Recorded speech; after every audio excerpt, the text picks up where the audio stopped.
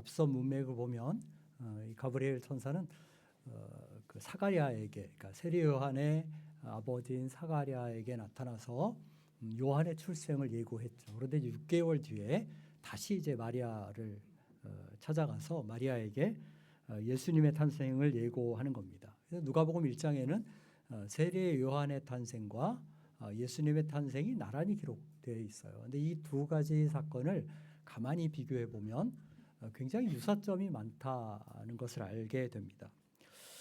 둘 다 가브리엘 천사가 그 출생을 예고하죠. 또 엘리사벳도 그렇고 마리아도 그렇고 임신이 불가능한 상태에서 아이를 갖습니다. 또 두 사람 모두 다 그 출생이 성령과 연관이 있다라는 면에서 동일합니다. 또 한 가지 더 비슷한 점은 세례 요한도 그렇고 예수님도 그렇고 출생하기 전에 이름이 주어졌다는 면에서 동일해요. 그런데 이런 유사점만 있는 것이 아니라 이 두 출생을 비교해 보면 사실 대조되는 점이 또 더 많이 있습니다.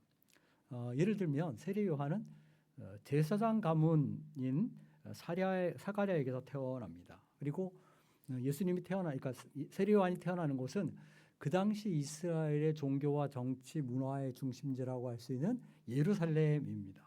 그리고 그 요한의 출생 예고는 사가랴가 성전에서 분향할 때에 그렇게 주어져요.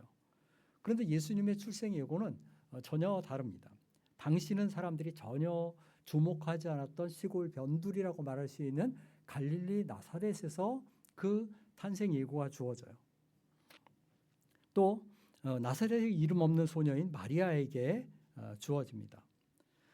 세례 요한은 그 늙어서 임신이 불가능한 엘리사벳에게서 태어나는데 마리아는 아직 정혼하지 않은 처녀인 남자를 모르는 동정녀에게서 그렇게 태어납니다. 세례 요한의 경우는 특이하게도 그가 큰 자가 될 것이지만 주 앞에서 큰 자가 될 거다 이렇게 얘기를 해요.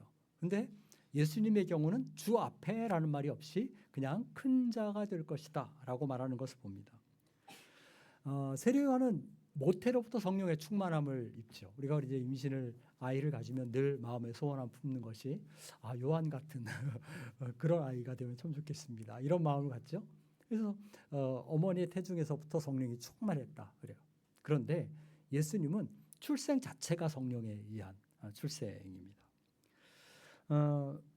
세례 요한의 출생과 예수님의 출생의 가장 대조적인 한 부분은 뭐냐면 사가랴는 요한의 출생에 대한 예고를 받았을 때 불신의 반응을 보였지만 마리아는 믿음으로 그것을 받아들였던 것을 보게 됩니다. 그런데 이제 이렇게 두 출생을 가만히 비교해 보면 세례 요한과 예수님 가운데 누가 더 메시아에 어울리는 그런 사람일까? 그 당시의 관념으로 보면 예수님보다는 요한이 더 메시아에 근접한 어울려 보이는 그런 사람이에요. 예수님의 출생 환경은 요한에 비해서 훨씬 더 열악합니다. 예수님은 왜 나사렛이 고향인 어머니에게서 태어나야 했을까? 왜 처녀에게서 태어나야 했을까? 요셉과 마리아가 결혼한 다음에 태어나면 안 됐을까? 또 그 당시에 수많은 처녀들이 있는데 왜 하필이면 마리아였을까? 예수님이 성령으로 잉태되신 이유는 무엇일까? 이런 의문들이 이 예수님의 출생 사건을 보면서 우리에게 많이 드는 것이 사실입니다. 이 본문을 이런 질문들을 염두에 두고 읽게 되면 예수님의 탄생에 대해서 본문이 우리에게 일깨우고 가르치고 강조하는 사실을 몇 가지 알게 돼요. 첫 번째는 뭐냐면 예수 그리스도의 출생은 약속된 구주의 출생이다라는 겁니다. 27절 보면 이 수태고지를 받을 때 마리아는 요셉이라는 청년과 정혼한 상태였습니다. 그런데 누가가 강조하는 것은 뭐냐면 이 요셉이 누구예요? 다윗의 자손이다라는 것입니다. 그러니까 마리아에게서 태어날 아이 역시 법적으로 어떻게 돼요? 요셉이 다윗의 자손이니까 역시 다윗의 자손이 될 것이다라는 겁니다. 32절 하반절에서 33절은 이것을 좀 더 분명하게 밝혀서 말하기를 그 조상 다윗의 위를 그에게 주시리니 영원히 야곱의 집을 왕으로 다스릴 것이며 그 나라가 무궁하리라 라고 말해요. 근데 이 32절 후반절 33절에 나오는 이 말씀은 구약의 어떤 말씀을 떠올리게 합니다. 그게 뭐냐면 바로 다윗 언약이죠. 사무엘하 7장을 가면 하나님께서 다윗에게 나단 선지자를 통해서 언약을 주시는 것을 보게 됩니다. 사무엘하 7장 11절 한번 찾아와 보겠습니다. 사무엘하 7장 11절 하반절부터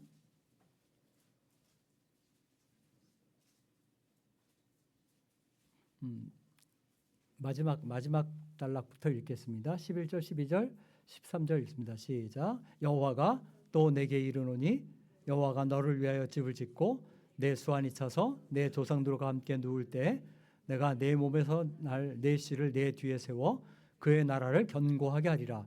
그는 내 이름을 위하여 집을 건축할 것이요 나는 그의 나라 왕위를 견고하게 하리라. 그 다음 16절 보겠습니다. 16절. 내 집과 내 나라가 내 앞에서 영원히 보존되고 내 왕위가 영원히 견고하리라 하셨다. 아멘. 이 말씀은 다윗이 이스라엘 전체의 왕이 되고 나서 성전을 짓고자 하는 마음이 생겼을 때 하나님께서 나단 선지자를 통해서 말씀하신 거예요. 다윗, 내가 나를 위해 집을 짓겠느냐? 사실은 그게 아니라 내가 너를 위해 집을 짓겠다. 하나님이 다윗을 위해 짓겠다는 집이 뭡니까? 그것은 왕가죠. 말하자면. 그죠? 그런데 그 왕가가 다윗의 왕위가 어떻게 될 것이다? 영원히 계속될 것이다 라고 말씀하셔요. 그런데 이 예언의 말씀은 1차적으로는 솔로몬에게서 부분적으로 성취되는 것처럼 보입니다. 왜냐하면 솔로몬이 성전을 건축하죠. 그죠? 그리고 그 나라가 다윗 때보다 더 견고해져 가는 것을 보게 됩니다. 그렇지만 13절이나 16절에서 강조하는 것처럼 하나님이 다윗에게 약속하신 그 나라나 왕위는 일순간에 그치는 그런 왕이나 나라가 아니라 영원한 나라다라고 얘기를 해요. 또 우리가 이스라엘 역사를 알지만 이스라엘 나라는 영원하지 않죠. 북왕국이 멸망한 이후에 남왕국 유다가 계속 존속은 하지만 다윗의 왕권이 이어져 가지만 그것도 결국은 586년에 주전 586년에 바벨론에 의해서 멸망하고 말아요. 그러니까 다윗의 왕가의 그 계보는 끊어지고 마는 것입니다. 그러니까 이 다윗 언약이 궁극적으로 내다보는 게 뭘까? 우리가 다윗 왕가가 끊어진 것을 보면서 하나님이 거짓말하셨나? 하나님의 말씀이 예언이 어그러졌나? 혹은 허운하신 건가? 이렇게 생각하기 쉬운데 그게 아니고 하나님이 다윗에게 하신 말씀은 뭐예요? 영원한 그 왕으로 다스리실 메시아를 염두에 두고 하신 예언이다라는 겁니다. 그런데 오늘 가브리엘 천사가 마리아에게 수태고지를 하면서 하는 말이 뭐냐? 바로 이 다윗 언약의 내용을 그대로 반복하는 것을 보게 돼요. 그래서 결국은 뭐라고 말합니까? 마리아, 내게서 태어날 아들, 내가 아들을 낳지만 그 아들은 내 아들이 아니라 결국 뭐다? 하나님의 아들이라 일컬음을 받을 것이다. 이렇게 얘기를 합니다. 더구나 이제 이 사건에서 우리가 중요하게 봐야 할 것은 예수님의 이름을, 그러니까 그 나실 메시아의 이름을 예수라고 짓는 것입니다. 예수라는 말은 이제 여호수아, 뭐 예수와 이게 다 같은 이름인데 여호와는 구원이시다라는 뜻이죠. 마태복음 1장을 보면 천사가 이 이야기를 하면서 이름 뒤에 설명을 붙입니다. 이는 그가 자기 백성을 저희 주에서 구원할 자이심이라라고 말해요.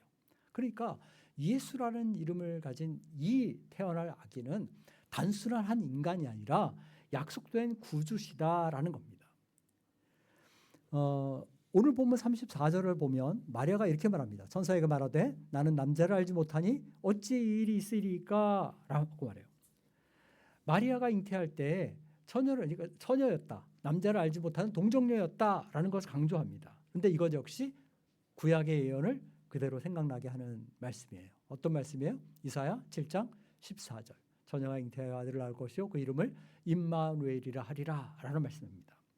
이 이사야 7장 14절은 구약의 대표적인 메시아 예언입니다. 따라서 그 예언대로 예수님이 처녀에게서 태어났다는 것은 곧 그 예수님이 약속된 구주시다라는 거예요. 결국 누가가 이 본문을 통해서 우리에게 확인시켜주는 것이 무엇이냐? 그것은 예수님이 하나님의 아들이시고 약속된 구주고 메시아시다라는 겁니다. 지난 주일에도 잠깐 언급했지만 세상의 많은 사람들은 예수님을 어떤 뛰어난 철학가나 성현이나 위대한 인물로만 생각합니다. 한 종교의 창시 정도로 생각해요. 또 이스라엘 독립이나 민중의 해방을 위해 헌신했던 인물로 그렇게 생각합니다. 그러나 아무리 위대하게 평가한다 할지라도 그런 세상의 평가는 예수님을 요셉의 아들이나 단순히 마리아의 아들로 보는 평가예요. 저는 오늘 성탄을 기억하고 기념하며 감사하는 저와 여러분이 이 예수 그리스도를 하나님의 아들로 약속된 구주로 고백하는 그런 믿음의 고백이 있기를 바랍니다. 구약 성경의 처음 페이지들을 보면 구약 성경의 처음 페이지들은 우리에게 뭘 요구해요? 태초에 하나님이 천지를 창조하시니라.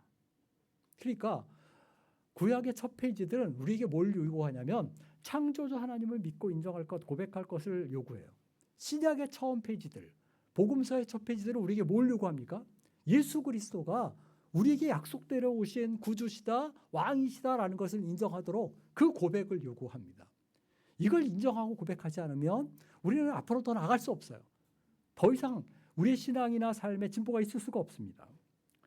우리의 신앙행위나 교회생활 자체가 무의미합니다. 저는 만에 하나라도 아직도 예수 그리스도를 주로 고백하지 못한 분이 계시다면 예수 그리스도는 하나님의 약속을 따라 나신 구주요 나의 구원자이사라는 것을 이 시간에 믿고 고백하게 되기를 간절히 바랍니다. 두 번째로 이 본문이 우리에게 가르쳐주는 것은 보여주는 건 뭐냐면 예수님의 출생이 낮아지십니다라는 거예요. 물론 이제 하나님이신 그분이 비천한 인간의 그러니까 창조주가 피조물의 형상을 입고 오신 것 자체가 낮아짐이죠. 그런데 그것만이 아닙니다. 아까 얘기한 것처럼 예수님은 권세 있는 왕가에 태어나시거나 혹은 권력의 중심지인 로마에서 태어나거나 그러시지 않아요. 이스라엘의 신앙 중심지인 예루살렘에 태어나시지도 않습니다. 이름 없는 가난한 가정에서 태어나요. 또 누가복음 2장이 예수님의 그 탄생을 보도하는 것처럼 예수님은 어디에서 태어나셔요? 말구유에. 그죠?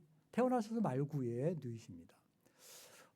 물론 그 당시에 호적하러 갔을 때 호적령이 내려서 많은 사람이 고향을 방문했기 때문에 숙소가 모자라서 잘 곳을 누울 곳을 구하지 못했다. 이렇게 생각할 수도 있지만 만약에 요셉이 권세가 있고 돈이 있고 가진 것이 많은 사람이었다면 어떻겠습니까? 그래도 예수님이 말구유에 누이셨을까요? 그렇지 않았을 거예요. 요셉은 아무 힘이 없는 무력한 가난한 사람이었어요. 그래서 결국은 마리아가 마구간에서 해산하고 그 아이를 구유에 누인 겁니다. 더구나 예수님의 출생지는 베들레헴이지만 예수님은 요셉과 마리아의 고향인 나사렛 사람으로 불려요. 그래서 나사렛 예수라고 불리는 것을 보게 됩니다. 나사렛은 예루살렘에서 북동쪽으로 한 110km 정도 떨어진 곳이에요. 갈릴리의 작은 마을입니다. 그 당시의 인구는 한 2,000명 정도밖에 되지 않았다고 합니다. 오늘날은 110km 정도면 승용차로 한두 시간이면 갈 거리예요. 먼 거리가 아닙니다. 근데 그 당시는 어때요? 굉장히 먼 거리입니다. 그러니까 이 얘기는 뭐냐면 그 당시 예배나 신앙이나 정치나 문화의 중심지로부터 굉장히 떨어져 있는 소외된 지역이었다는 거예요. 더구나 이 나사렛은 주요 무역로 근처에 있었어요. 그래서 상인들이 많이 왔다 갔다 하고, 그러니까 이방인들이 많이 왕래하는 곳입니다. 또 군인들이 왔다 갔다 하는 곳이에요. 이 말은 뭐냐면 그만큼 경건함이나 거룩함과는 거리가 멀었다는 거예요. 그래서 요한복음 1장을 보면 이제 빌립이 나다나엘에게 예수님을 소개하잖아요. 그러니까 나다나엘이 선뜻 보이는 반응이 뭐예요? 나사렛에서 무슨 선한 것이 나겠느냐 이렇게 얘기를 합니다. 그러니까 나사렛은 무언가 기대할 만한 것이 없는 곳이에요. 예수님의 출신 배경이 그만큼 비천했다 하는 것입니다. 자, 그러면 예수님을 왜 하필이면 왕가에서 혹은 귀족 가문에서 태어나지 않고 이렇게 비천한 환경에서 그것을 선택해서 태어나셨을까? 마태복음 4장을 한번 보겠습니다. 마태복음 4장 12절부터 16절까지 보겠습니다. 마태복음 4장 12절에서 16절 같이 읽겠습니다. 시작. 예수께서 요한이 잡혔음을 들으시고 갈릴리로 물러가셨다가 나사렛을 떠나 스불론과 납달리 지경 해변에 있는 가버나움에 가서 사시니 이는 선지자 이사야를 통하여 하신 말씀을 이루려 하심이라. 일러스되 스불론 땅과 납달리 땅과 요단강 저편 해변 길과 이방의 갈릴리여 흑암에 앉은 백성이 큰 빛을 보았고 사망의 땅과 그들의 앉은 자들에게 빛이 비치었도다 하였느니라. 이 말씀은 예수님이 이제 중심지를 그 가버나움으로 나사렛에서 가버나움으로 옮기신 일에 대한 이야기입니다. 그런데 가버나움은 나사렛에서부터도 북쪽으로 더 32km 더 올라가서 있는 지역이에요. 근데 이 갈릴리 지역, 그러니까 가버나움이 있는 갈릴리 지역, 혹은 나사렛이 있는 갈릴리 지역을 뭐라고 부릅니까? 이방의 갈릴리라고 불러요. 그리고 예수님이 거기에 오신 것에 대해서 말하기를 이제 흑암에 큰 빛이 비추었다라고 말하는 것을 보게 됩니다. 왜 갈릴리가 이방의 갈릴리일까? 그것은 바로 부패와 타락이 만연해 있는 곳이었기 때문에 그래요. 아까 이스라엘의 멸망을 얘기했는데 북쪽 이스라엘이 아시리아에게 멸망했을 때 가장 먼저 무너진 곳이 이 갈릴리 지역의 지파들입니다. 그래서 아시리아는 그곳의 주민들을 산계시키죠. 그러니까 이주시키면서 주민을 혼합 정책을 했습니다. 그러니까 남쪽에 이제 예수님 당시에 와서도 그렇잖아요. 남쪽에 그 예루살렘 중심의 남유다 지역의 사람들이 그 사마리아나 북쪽 사람들을 볼 때 어떻게 했어요? 저 사람들은 혼합된 사람들이고 신앙적으로 타락한 사람들이고 이렇게 생각했겠죠. 결국 갈릴리는 이방 땅이라 불려도 무방할 그런 지역이다라는 겁니다. 그런데 마태는 말하기를 예수님이 가버나움에 오신 그 사건이 영적으로 어두운 그 땅에, 영적인 죽음이 덮고 있던 그 땅에 빛이 비친 사건이다라고 말하는 것입니다. 복음이 임하고 구원이 이루어졌다라는 거예요. 나사렛 역시도 마찬가지죠. 갈릴리 지역에 마찬가지로 이방 땅이라고 하는 것이었어요. 예수님이 나사렛 사람이라 불린 것은 그만큼 소외되고 비천한 사람들 가운데 오셨다라는 겁니다. 예수님이 요셉과 마리아처럼 가난한 부모에게서 태어난 것은 예수님 부자만의 구주가 아니고 약하고 비천한 가난한 사람들의 구주로 오셨다 하는 것입니다. 결국 예수님의 낮아지심은 저나 여러분처럼 우리같이 낮은 자들을 구원하기 위해서 오신 것이었습니다. 우리의 연약함을 체휼하신 것이고 낮고 천한 자의 구주 되심을 보여주는 거예요. 오늘 본문인 누가복음 1장 38절 보면 마리아가 이렇게 말합니다. 마리아가 이르되 주의 여종이오니 말씀대로 내게 이루어지이다. 주의 여종이오니 그래요. 여종이라는 말은 여자 노예라는 말이에요. 하녀라는 말입니다. 이 말은 하나님 앞에 자신을 낮추는 겸양이기도 하지만 마리아가 자신의 비천함을 고백하는 그런 고백입니다. 그런데 그런 마리아를 향해서 가브리엘 천사는 거듭해서 뭐라고 말해요? 하나님의 은혜를 입은 자다라고 말하는 것을 보게 돼요. 물론 마리아가 메시아를 잉태하고 출산하는 특권을 입었죠. 큰 은혜를 입었어요. 근데 그 생각 한번 생각해 보세요. 마리아만 그러면 은혜를 입은 사람일까요? 그게 아니라 저와 여러분도 하나님의 특별한 은혜를 입은 사람들입니다. 가장 높으신 하나님이 가장 낮은 이 땅에 오신 이유가 뭐겠습니까? 나 때문이 아니라면, 우리 때문이 아니라면 굳이 이 땅에 오실 이유가 없었을 것입니다. 오늘 본문인 그 38절 그 이하에 쭉 내려가 보면 46절에 마리아의 찬양이 나옵니다. 천사의 수태고지를 받은 다음에 마리아가 찬양을 해요. 왜 찬양합니까? 내가 메시아를 낳았기 때문에 라고 하는 것이 아니고 그 메시아의 구원이 자신에게 임한 것, 그것을 기뻐하는 것입니다. 오늘 성탄절을 맞아서 예수님의 나심을 기억하면서 낮고 천한 나에게 오신 그 주님의 놀라운 은혜와 사랑을 감사하고 찬양하는 사람들 되시기를 바랍니다. 또 우리가 주님의 낮아심을 나도 본받아서 그렇게 살겠다라는 다짐이 우리에게 있어야 할 것입니다. 자, 세 번째로 본문이 우리에게 강조하는 것은 예수님의 탄생이 성령의 능력에 의한 것임을 보여줘요. 우리가 이제 동정녀 탄생을 생각하면서 그 의문을 갖는 것은 왜 예수님이 하필이면 처녀에게서 나셔야 했을까 하는 거예요. 근데 이제 신학적으로 설명할 때 이것은 아담의 후손으로 태어나는 모든 사람이 죄인이기 때문이다라는 그 데서 출발합니다. 그러니까 아담이 인간의 대표로 하나님과 언약을 맺었는데 선악 알게 하지 알게 하는 나무의 실과를 먹지 말라라고 한 그 언약을 어긴 것이죠. 그래서 어떻게 됐어요? 죄를 범했고 죄가 세상에 들어왔어요. 아담이 인류의 대표로서 죄를 지었기 때문에 아담의 후손으로 태어나는 모든 사람은 죄인입니다. 그래서 이제 신학적으로 말할 때 보통 이렇게 얘기해요. 일반 생식법으로. 이 말은 뭐냐면 남녀의 관계를 통해서 태어나는 모든 사람은 죄인이다라고 얘기를 하는 겁니다. 그래서 이제 예수님은 하나님이 특별한 출생 방법을 생각하셔야 했는데 그것이 동정녀 탄생이다 이렇게 설명해요. 그런데 의문이 들어요.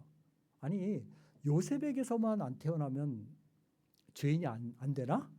그게 아니고 마리아 역시도 죄인이죠. 그죠? 그럼 마리아의 몸에서 태어나시면 예수님은 역시 죄의 오염을 어떻게 면하셨을까? 그 답이 뭐예요? 성령으로 말미암은 잉태예요.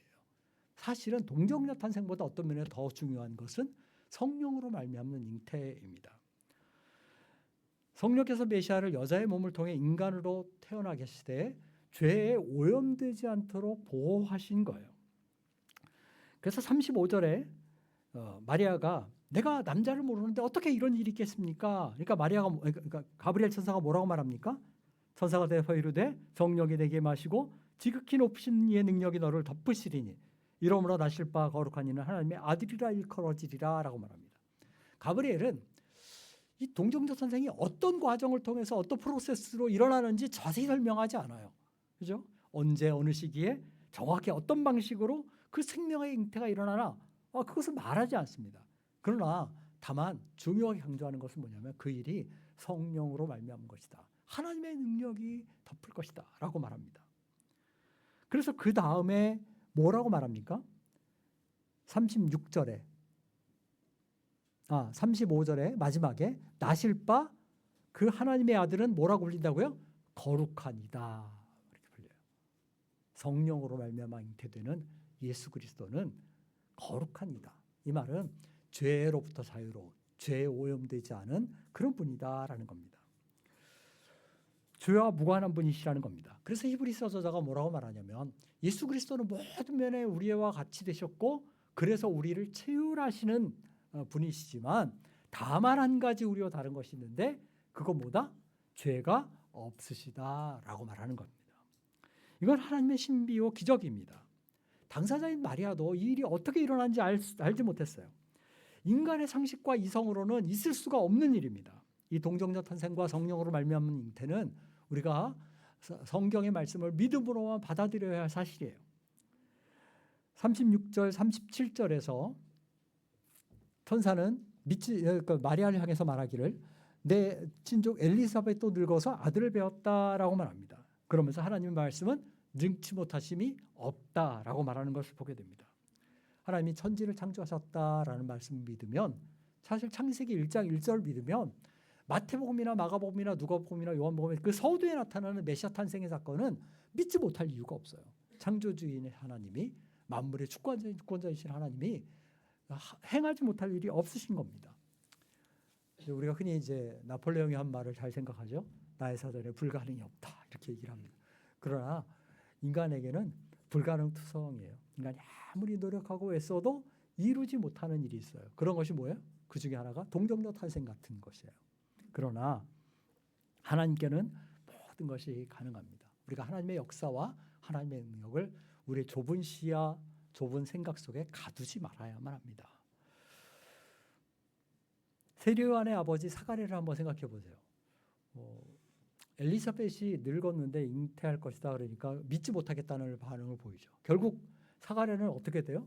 아이가 태어날 때까지 말 못하는 상태에 있게 됩니다. 제가 이 말을 보면서 무슨 생각을 하냐면 더디 믿을수록 손해는 누가 본다? 내가 본다. 하나님 말씀하셨으면 그렇습니다라고 빨리 믿는 것이 우리에게 더 유익이다라는 겁니다. 우리 성탄의 놀라운 신비와 기적을 마음속에 늘 확신하고 굳게 믿고 나가는 사람들이기를 간절히 바랍니다. 자, 마지막 네 번째는 뭐냐면 예수님의 탄생이 믿음의 순종을 통해서 일어났다는 거예요. 요셉과 마리아가 정혼한 관계였어요. 이 정혼한다라는 것은 이스라엘의 결혼의 어떤 단계를 보여줘요. 그러니까 이스라엘에는 결혼이 세 단계로 이루어집니다. 그러니까 맨 처음 하는 것은 신랑 신부 양측이 결혼에 합의를 하고 뭐 지참금 문제를 의논하고 하는 거예요. 그리고 이제 두 번째 단계가 뭐냐면 정혼입니다. 이건 약혼하고 비슷한데 우리 약혼하고는 좀 달라요.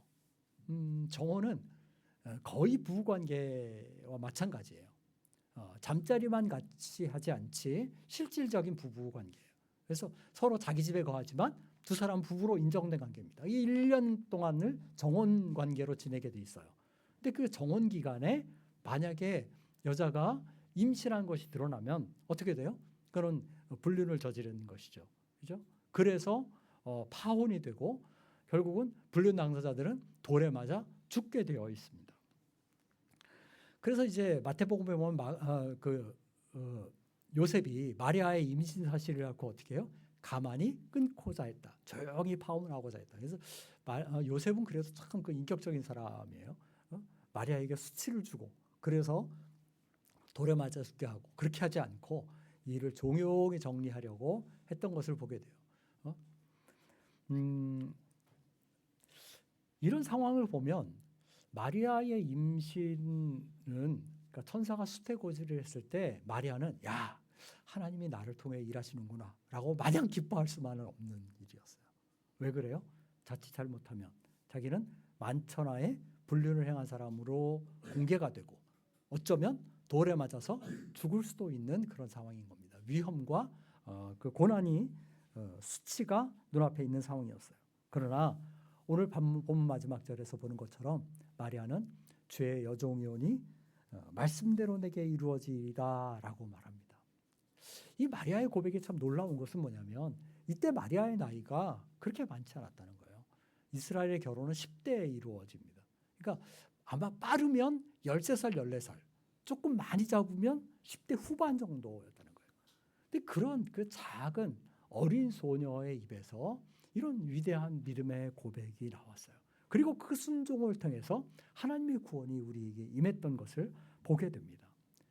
저는 오늘 성탄의 이 놀라운 기적을 그 은혜를 생각하면서 우리가 한번 마리아에게 도전을 좀 받아야 될 것 같아요.